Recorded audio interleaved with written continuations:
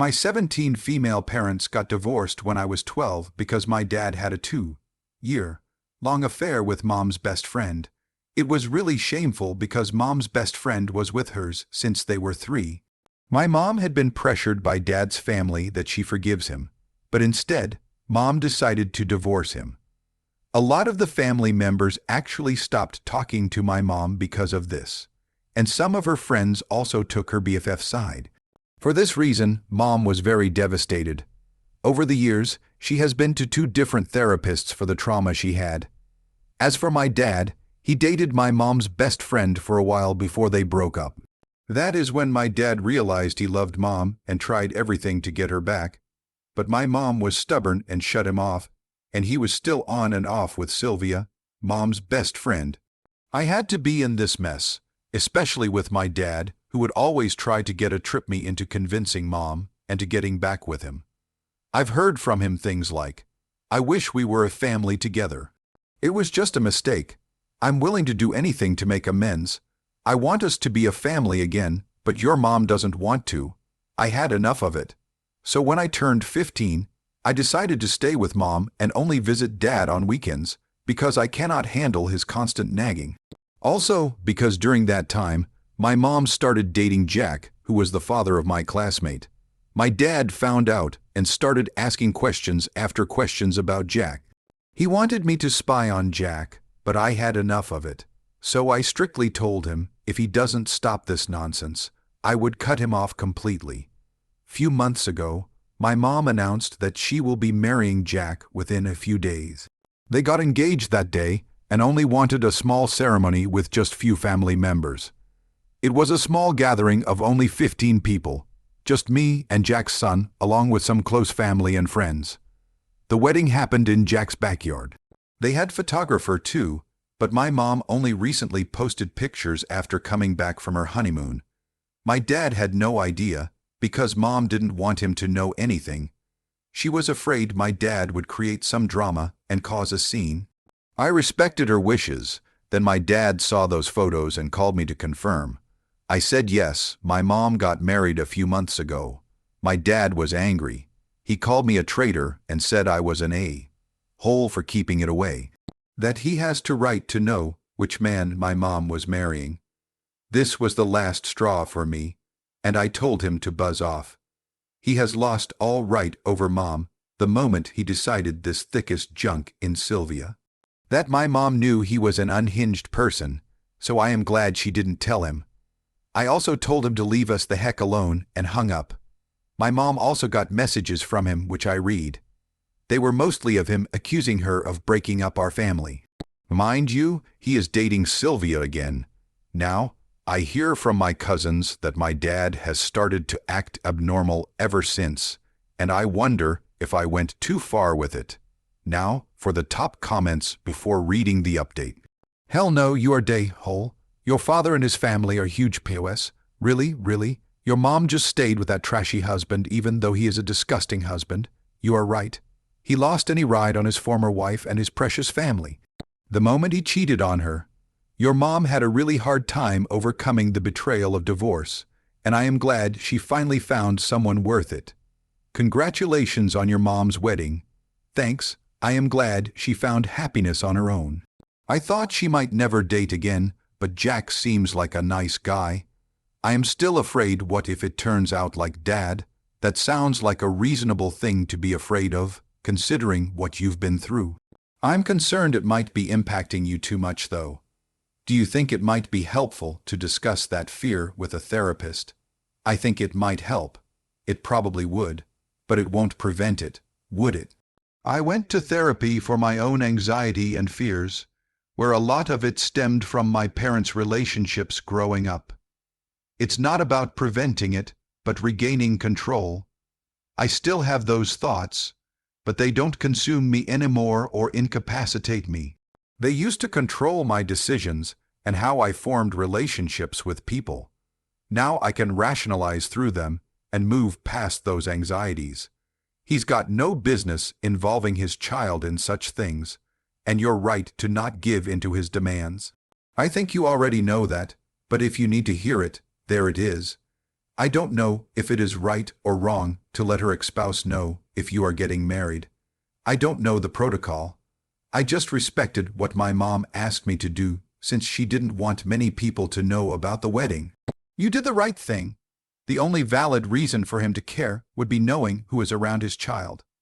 That would be his job to ask her directly, and clearly that is not why he cares. He shouldn't be asking you to report on her personal life. Now for the update. So something weird has happened. Few days ago, Sylvia came to my mom's house. I was there. She was shouting at Mom and said that she's stealing her man, my dad, away from her. She literally said, "You already had your fun with him. Why can't you just leave him alone?" My mom just told her to get lost.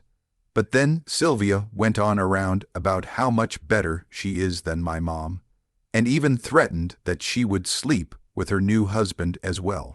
My mom told her if that ever happens, she will be doing her a favor by taking a trash out, and she trusts Jack would never hurt her. Mom then threatened to call the police in Sylvia, that eventually made her leave the property. As much as I hate the drama, I must say watching that wretched woman have a meltdown because my dad was still hung up on my mom is precious. Apparently, Dad dumped Sylvia again in hopes that Mom would see that he is dedicated to win her back. Who knows how long that will last? My dad also got into a fight with a random person in a bar because he was drunk. I guess he is still coping with the feeling that Mom is not going to be with him anymore. Thank God God didn't press charges. I had a heart-to-heart conversation with him. At least I tried to. I asked him if he is so in love with Mom, why did he cheat? And his answers were illogical. He said that as a man, it is hard to control the urges. At that time, Sylvia was flirting with him, and he took a shot. He thought it would only be once, and then he will dump her. But it went on for a long time. He said I won't understand it because I am not a man. A man can cheat but still love his wife, and would die for his wife. He loves my mom, but he still has urges to be with other women. This conversation was going nowhere, so I didn't ask much. And just told him I hope his son-in-law doesn't treat me the way he treated my mom. He never gave me an answer to that. I still can't believe he would to this day think he is the victim. Anyways, I am thinking about moving in with Mom permanently. I know Sylvia would come by his house now. Can anyone please help me understand what he means, because I always thought you cheat because you do not love that person. Maybe I am wrong in some way. Cheaters make excuses. That's what he is doing. Anyone, man or woman, can keep it in their pants despite the temptations if they decide to. Exactly. If you truly loved and cared for someone, you'd keep your clothes on around others. It's especially shameful that he did this with her best friend. Not only did your mom lose her husband, she also lost a sister, and away. When her back, dude, she's remarried. There's no coming back from that. Especially given the amount of toxic beaches she's gotten since she dumped him. I hope this is the final stage of your dad's grief for this self-inflicted damage. I guess some people really feel that drama equals love and intensity. But your dad needs to get a clue that your mom isn't one of them. It was too late so many years ago, and I'm definitely team Mom for valuing herself more than her wretched ex-husband did. Love, temptation, etc. People vary so much. I don't think we can make blanket statements. But I would say your dad loved the idea of himself, that he proved wrong by his actions, more than he loved your mom. I think it matters as complex as relationships that a person with his and their family history needs to talk to professionals to help sort it out and get to a healthy view of relationships, rather than listen to their toxic drama dad. If you don't, there will be lifelong effects. And I know this through experience. I especially don't get the win her back sentiment because he just openly admitted that even if he does get her back, he will still cheat on her. She has made it abundantly clear that that is a deal breaker. And somehow it thanks, even after all these years, that he can still be married to his ex-wife and have the side chick too. That Sylvia had always her eyes on him, and your dumb father failed on a trip because it was a huge ego boost. Thankfully, but unfortunately for him, your mother is a queen and threw him away when she found out of his affair.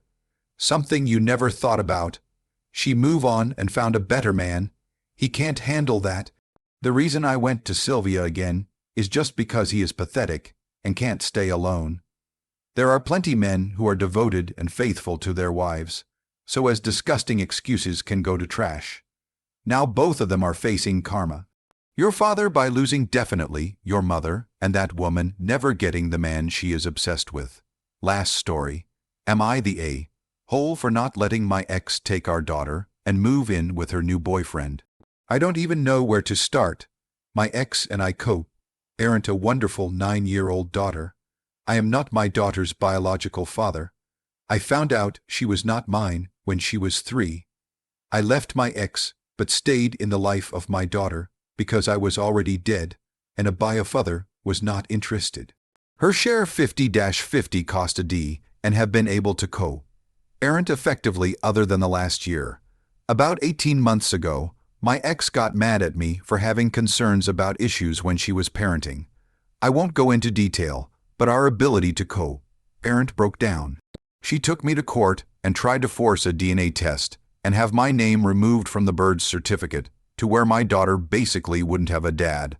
My daughter was 7.5 years old at this time, and I've been dead since before she was born. So I got an attorney, and long story short, it did not go well for her. At all. The hearing officer was disgusted by what she was attempting to do as my daughter knew me as dad, and we had an extremely close relationship. I'm a good dad and I was able to prove it, so I basically got to dictate the terms of the parenting plan. My child support was drastically lowered from what I was paying, and I was allowed to claim my daughter every other year for Texas. After the parenting plan was put in place, we patched the things up and got into a good rhythm of co-parenting like we once had. There was no more threatening to keep my daughter from me, and my ex respected me as a co-parent a lot more because she is terrified of going back to court again. I have proof of her drinking and driving one time with my daughter in a car with voice recording of her admitting it, as well as a few other issues that have happened since going to court. Fast forward to a couple months ago. My ex meets a guy and starts spending a lot of time with him. From what my daughter and ex tell me, he is a pretty legit guy. I have no reason to have an issue with him.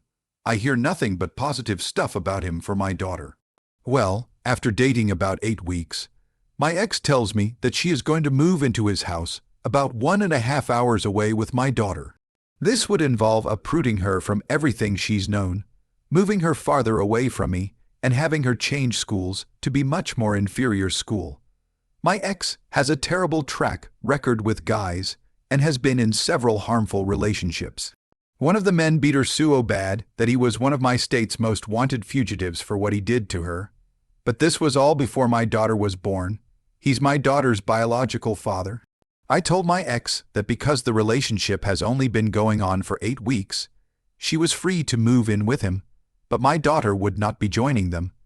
Then we would have to rethink the cost of the arrangement to where I have primary physical if they moved forward.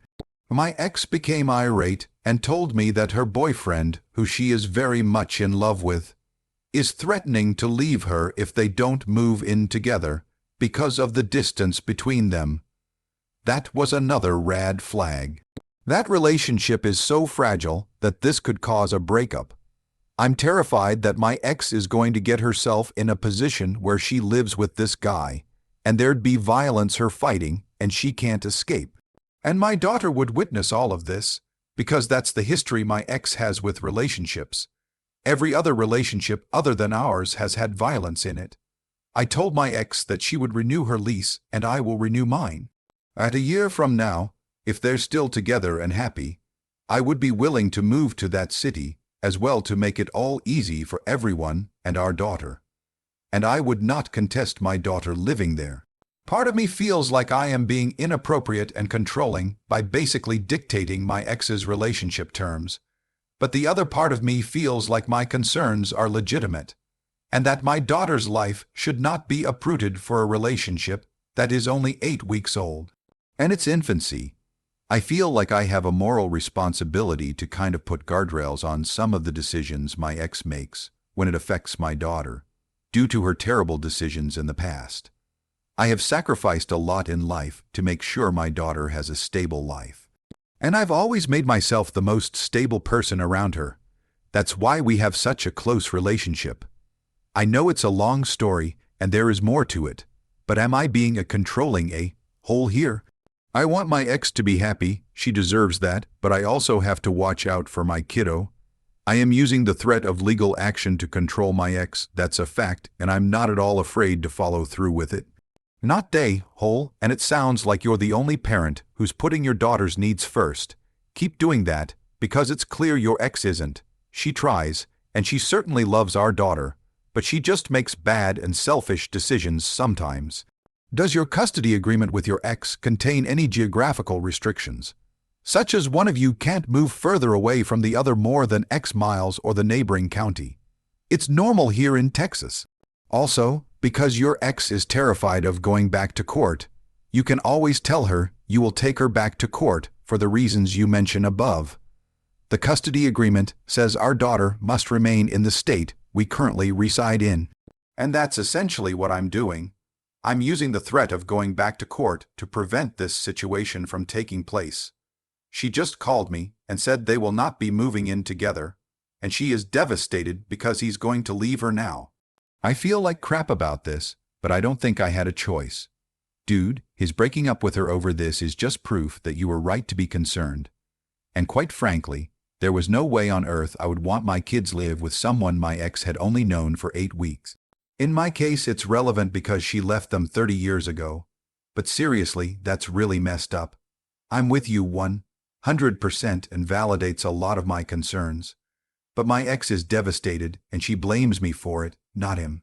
So I'm going to have to deal with and shield my daughter from that fallout. Not day hall, no way, no how. Moving that fast and isolation is a hallmark of future dangerous behavior. You're being entirely reasonable in your efforts to protect your daughter. Good on you. You don't know this guy and he's trying to isolate both your ex and your daughter. Don't let it happen. Go back to court if you have to. This is all sorts of wrong. And don't let your daughter be alone with him. I want to go back to court and everyone says that. But in reality, it's not that simple. It takes 6 months to even get in front of a judge, and there will be continuances. It could be the better part of a year before we get any kind of resolution. By then, she would have already moved, and top of that, you need $50,000 to put down a retainer for an attorney. If you're a family court, you need an attorney, and I don't have that. I still have debt from the last time we went to court. Rent went up. I pay child support. I have to maintain a stable household for my daughter. Otherwise, how can I say, give me primary custody? Everyone says to just go to court because I'll win, and I'll likely will. I'm a better parent and I can prove it. But the process is expensive and long. I could put in an emergency order and get full custody before the hearing. But that's high risk. Judges hate that. And you need a damn good reason. Plus, it would hurt my daughter. She won't understand why she can't see mom. Her routine would be appended, and I can't explain the situation to her why I'm doing what I'm doing, because that would be parental alienation and hurt her further. That's why the threat of court is sometimes more effective than actual court. And if this is simple.